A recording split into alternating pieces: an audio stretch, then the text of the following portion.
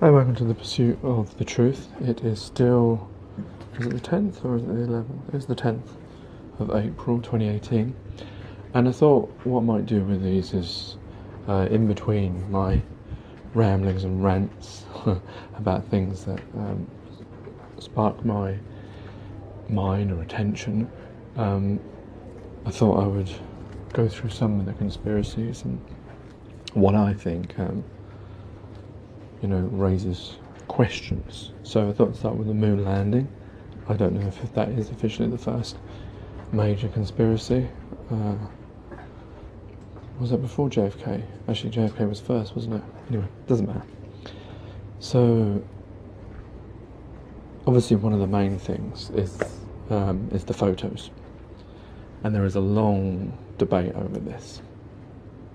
And sometimes I wonder if it's there just to give credence to maybe the later conspiracy, which I've recently come to via Flat Earth. So a lot of people say that the photos were faked, but that we actually did go to the moon, but they were faked because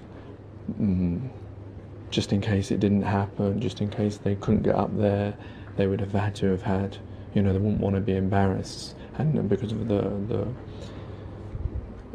battle between Russia to get the first man onto the moon. So maybe they concocted a plan that they would send up different astronauts to the ones that we'd seen, and the ones that we'd seen would stay somewhere, and they would be filmed and have their pictures taken, and that would be the backup. I guess that would have always had to have been the case. Anyway, that's getting into sort of explaining things that I can't possibly know.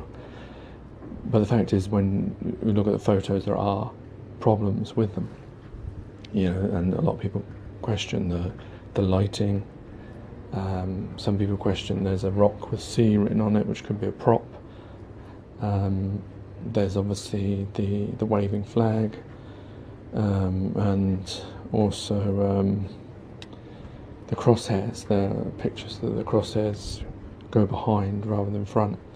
And I've seen documentaries on about this, and I've seen photographers, I think, from both sides who defend either way. And this is the thing. Now, it was interesting what I found out when I was looking at it now, is I just recently found something to debunk the conspiracy, and that was that they were trying to get around why there appeared to be more than one light source, because there's lots of photographers that have seen these pictures and said, yes, there does appear to be more than one light source, and we know that they didn't take any lighting with them, which is a bit strange. You would have thought they would have done. I don't know if that's true or not, but I would have thought they would have taken some lighting with them, but I guess they would have nowhere to plug it in, and they didn't have solar power panels back then. You'd think they would take some batteries and a torch, but I guess they couldn't carry that. What if it had been completely dark? I guess they knew that the sun was there to light up the area that they were going, assuming they actually landed where they were meant to. Anyway, so yeah, there's numerous light sources. So on this debunked video, it shows the famous shot of Buzz Aldrin coming out of the module, being taken by Neil Armstrong, and obviously you can see that the lunar module is. We can see the sun is in front of the module, and Buzz Aldrin is behind the module, so it should be complete darkness. And now they're saying that apparently the meteorites or particles are on the moon, and they reflected 15% of the sun's light source. Now I'm not sure how they would reflect the light source that's behind him, but that's what they tried. They created a computer simulation to demonstrate that, and just turned up the contrast and created the same picture, which maybe is a little bit disingenuous because it was a computer program. I guess and I guess they can't do it on Earth because we don't have apparently those meteorite particles to reflect that way. So I don't know if that science works or not, but it's an interesting argument, and this goes to show that you have to be careful what you believe, because someone can debunk a theory. I suppose that's the problem with theories, but scientists never have a problem with using all their theories, and they never get debunked. Well, they do through time anyway, but That's me waffling. So yeah, it was interesting to see that idea. Like I say, the only problem is the reflection, to light up Buzz Aldrin, it would have had to have been the reflection from behind. So unless these particles store up the reflection of the sun over time, I don't know. But it's an interesting theory. So the other thing is the waving flag. Obviously, there's no atmosphere on the moon, so how is that flag waving? Of course, a lot of these things, the thing is, they probably would have thought that, in years, no one knows how the future is going to be. So when they film this stuff, they wouldn't know that we would have YouTube and videotape and be able to watch everything. But they did know some things because they made sure that the original copies of the moon landings were destroyed, and the only things they have is telecasts. So this is where someone videos a TV screen of the event. Can you believe that they would do that?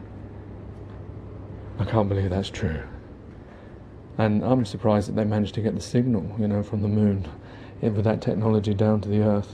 I don't know if it was real time or what it was. And one of the big questions with why maybe it's not true is that whenever they're asked about, why don't we go back to the moon, and they say that they lost the telemetry data. I mean, how is that possible? How would they lose all that data? They wouldn't have backups. Everyone knows you've got to have a backup, and you're telling me that NASA didn't? It seems unbelievable, no? Obviously, one thing I mentioned before is the camera before and after, that when Neil Armstrong comes down, there seems to be a camera outside. I mean, there is a possibility that they did put it out there before they took the photo, and then you climb back in again. And then obviously the more important one is the camera that captures the module launching off of the moon. I mean, that it tilts up. I mean, I guess they could have somehow programmed that, but I don't think it was a program. I believe it's remote control. So for someone to be sitting on the screen, you'd have to be very lucky to be able to pan up without going too fast, and getting the lunar module, knowing when it was going to take off. I'm assuming that they weren't real-time communication and real-time signal. When he pressed the button to tilt the camera, I doubt that was real-time, was it? Would it taken a few minutes? So how would you know when to, unless they had a thing where they could start the process, when they knew that they were about to take off, they could start a process and it was spring-loaded or something. And then the other thing is, like, how many people would it have needed for this lie? I mean, I suppose the most obvious thing is not really that many. I suppose the easiest thing would be to make people believe that what you were seeing, like us, was real. Like a lot of people try to work out how much money it would cost and all that kind of stuff, and all the employees, but it wouldn't be all the employees would need to know. They could, if they watch on television, and assuming that everything that was done, that believed, it may be that they believed it would work, and that as long as you believe it would work, then if you saw it work, you would say, yeah, it worked then. You're not going to turn around and say, well, that shouldn't work. So I don't think you need that many people on the lie. And I guess those people who told the lie, there may be a benefit for them. We all know that businessmen, people who own businesses, are always getting caught with their hand in the cookie jar, as it were, where they lie and keep things from people, and then they get found out and they lose billions of pounds because they did these things. So we know that people will keep a secret, keep a lie, keep something hidden for benefit of themselves, their company, or for money. So, that's probably the easiest thing to believe. And I suppose, from my point of view, what it could be is that, I suppose it all depends how much of the flat earth you believe. If you believe, like in the flat earth, that there is no space, and that, I don't know whether I believe that or not. At this stage, I know it's difficult to know what I believe, because everything is possible, and I don't know, I can't say. It'd be stupid for me to just say, oh yeah, but that's because I've been programmed to believe in space, and I loved space as a child. So, I don't know, it could be we're in a dome type thing, which is what people believe, and then the whole illusion was to to create this illusion that we have, that we can travel, and that then they need all this money all the time to do that.